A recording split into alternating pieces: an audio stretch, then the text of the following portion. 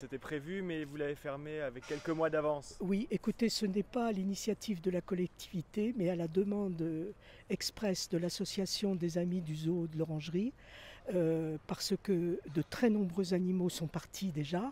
Nous en avons encore 34 qui ont quitté Strasbourg il y a 2 jours, donc la plupart des cages sont maintenant vides, et les visiteurs qui ne savaient pas et qui ne sont pas strasbourgeois viennent et sont évidemment très déçus de trouver des cages vides.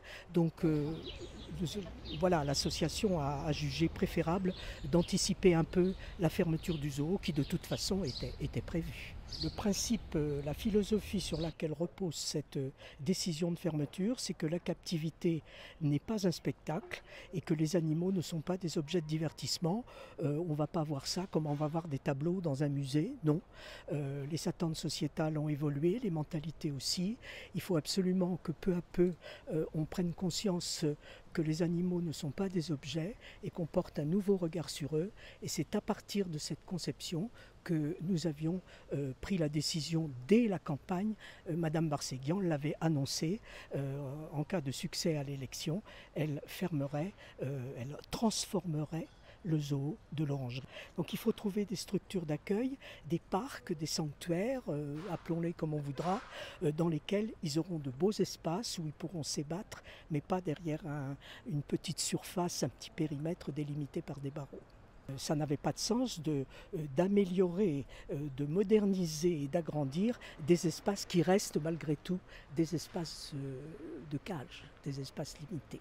Le projet est de transformer le zoo en petit parc pédagogique animalier, à la fois une approche des animaux domestiques de ferme que beaucoup de petits citadins n'ont jamais vu et pourront approcher. Donc ça, ce sera un redémarrage sous d'autres formes de la ferme pédagogique.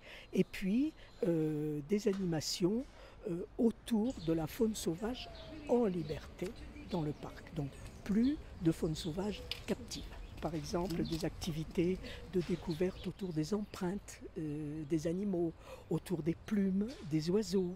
Il y a toutes sortes de choses qu'on peut faire autour de la faune sauvage, notamment avec des enfants, pour leur faire découvrir ce que c'est qu'une chauve-souris, ce que c'est qu'une tortue, ce que c'est qu'un hérisson. Vous savez, on veut montrer aux enfants des lynx et des macaques qui viennent d'Asie, mais ils n'ont jamais vu de hérisson.